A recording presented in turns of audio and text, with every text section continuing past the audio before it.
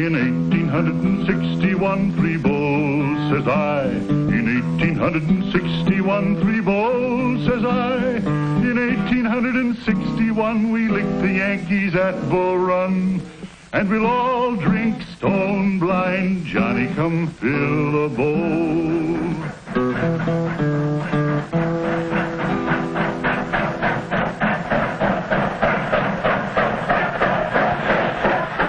In 1863, a special train had come up from Washington, bringing a mighty important man who had a speech to make at a place called Gettysburg. Today, Gettysburg lies peaceful and quiet in the foothills of the Blue Ridge Mountains. But what happened there some time back is history.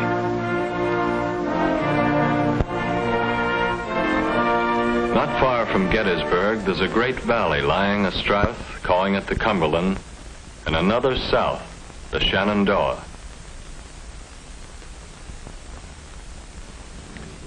And at Harper's Ferry, right where the valleys meet, a grave and tragic conflict springs to life. I, John Brown, am now quite certain that the crimes of this guilty land will never be purged away but with blood. John Brown's body lies a moldering in the grave, but it marched on above the great valley, anticipating a deadly struggle between two ways of life.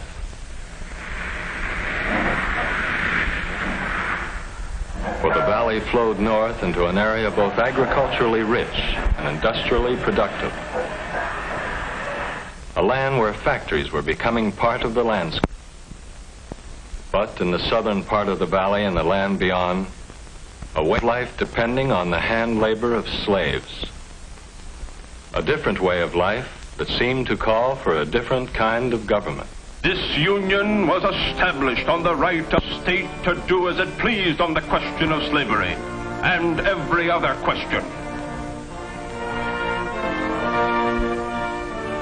A house divided against itself cannot stand. April 12th, 1861. Confederate guns fire on Fort Sumter. The war had come. South Carolina had seceded from the Union in December of 1860, and 6 other slave states had soon followed. But the state of Virginia hesitated, even after Sumter, and whether it would secede or not was of grave concern to a Virginian named Robert E. Lee. If Virginia stands by the old Union, so will I. But if she secedes, then I will follow my native state with my life.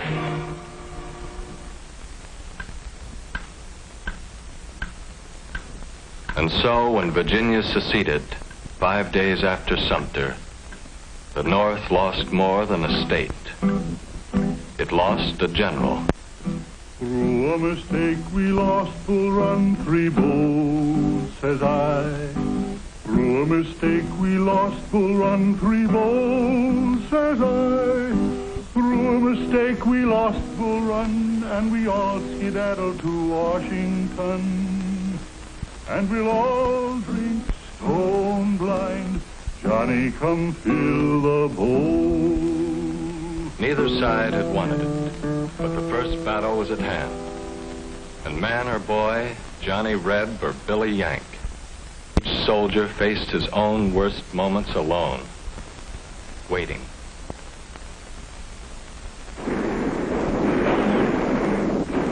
The raw northern troops hadn't meant to run that day, but run they did.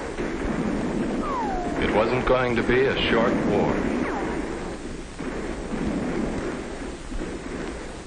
Bull Run was a defeat for the North, but not a decisive one. And by the spring of '62, McClellan, now with a tough and disciplined army, the Army of the Potomac, embarked aboard a huge fleet of wooden ships to the James River for a drive on Richmond. Hard fighting brought the Union Army to within 4 miles of Richmond, the heart and symbol of the Confederacy. But with victory almost within his grasp, McClellan learned that his own capital was threatened by Confederate cavalry. They were stopped by Union forces, but McClellan, despite his superior numbers, was defeated by Lee in a series of battles known as 7 days. Richmond was still threatened, but for that matter, so was Washington. Thus, the war in the East was indecisive. But things were going differently in the West. Here, where broad rivers cut into the Confederacy, an unknown Union general had surrounded. Commander asked this unknown for terms. The reply was, "No terms except unconditional surrender." An unconditional surrender grant it was from that day on. But Ulysses S. Grant was not always to have things on his own terms. One Sunday morning in early April at his headquarters,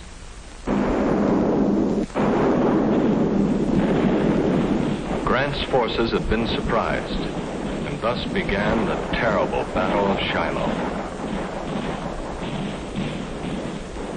40,000 Confederates pressed the Union troops to the very edge of the river, towards what looked like inevitable disaster.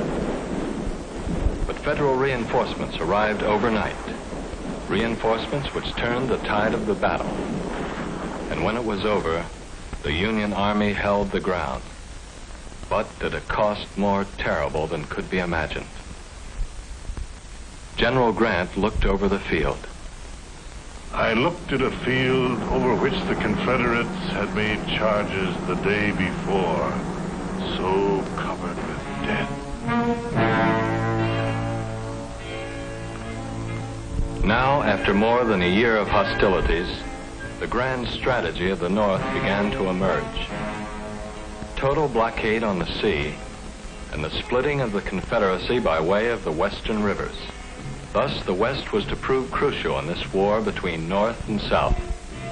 But Lee in the East was a general to be reckoned with. He had crossed the Potomac just above Washington, and early in September of '62, his army met McClellan's at a place called Antietam Creek.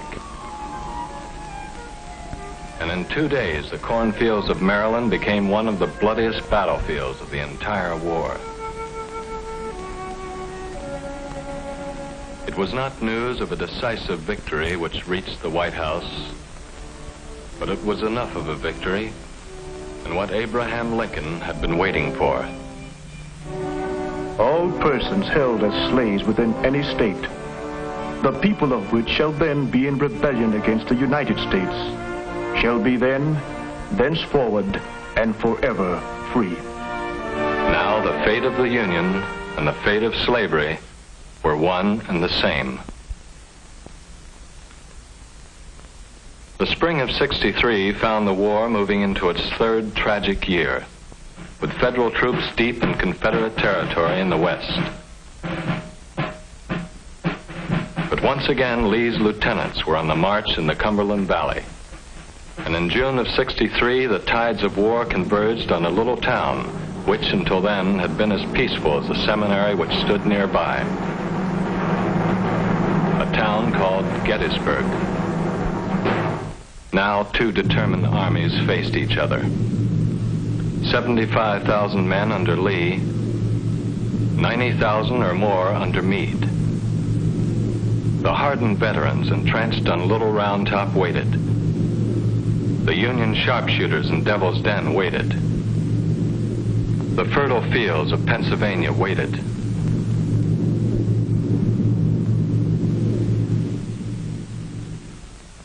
But Lee's first assault failed to dislodge the Federal troops from Cemetery Ridge. Meade's men got what sleep they could among the graves that night. The fighting had been hard. And when morning of the 3rd day came, Lee mounted his fateful attack.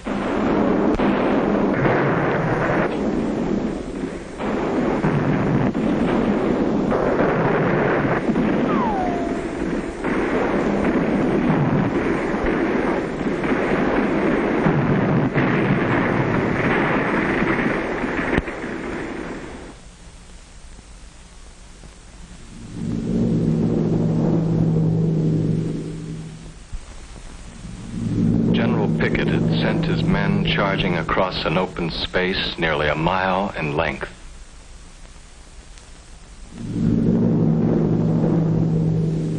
They had moved with the steadiness of a dress parade.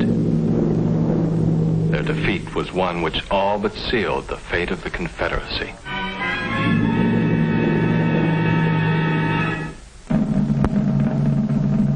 Now, in the midst of a tragic war not yet won, a lot of folks gather at Gettysburg for a dedication. And among them is the president. He looks older now, seldom smiles. War's been so long, so many dead on both sides.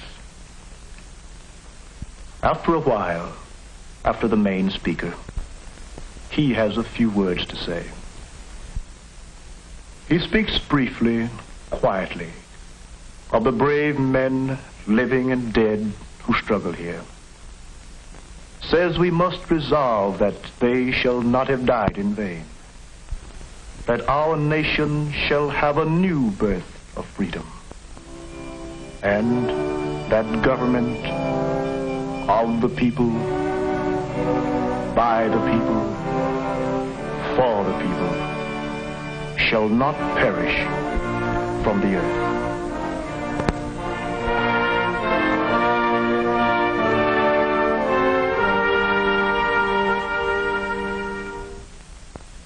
But the terrible war went on, and once again the West proved crucial. Vicksburg had surrendered to Ulysses S. Grant in July of '63. Then Grant took command in Chattanooga and stormed the Confederate positions on Missionary Ridge. East Tennessee, the way into Georgia, was now in Union hands, as was the Mississippi River. The Confederacy was divided, and in Grant, Lincoln had at last found a fighting general. Now placed in supreme command of all Union forces, Grant threw the Army of the Potomac into the Wilderness Campaign. Slashed at Lee's line, was pushed back, struck again and again. The South was slowly being worn down by the better equipped and larger armies of the North, by strangling blockade on the sea. And once again, word came from the West. Federal victories there were opening the way into Georgia.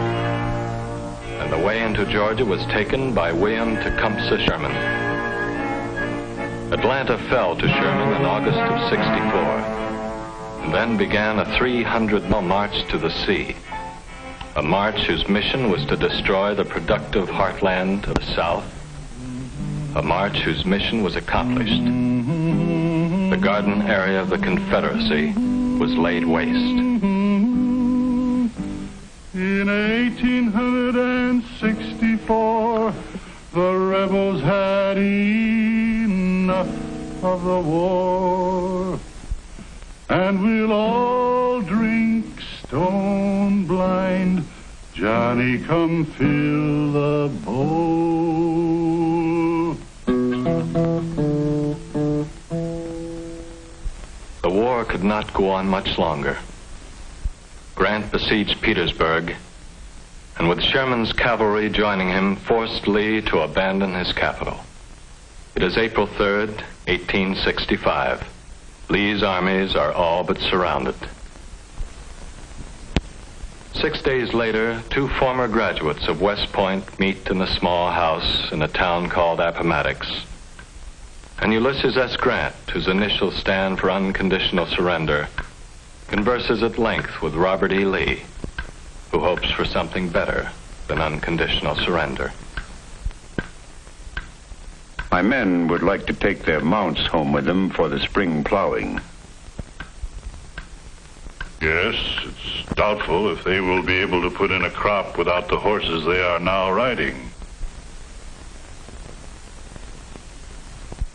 With malice toward none, with charity for all, let us bind up the nation's wounds, to care for him who shall have borne the battle, and for his widow and his orphan, to do all which may achieve and cherish a just and lasting peace among ourselves and with all nations.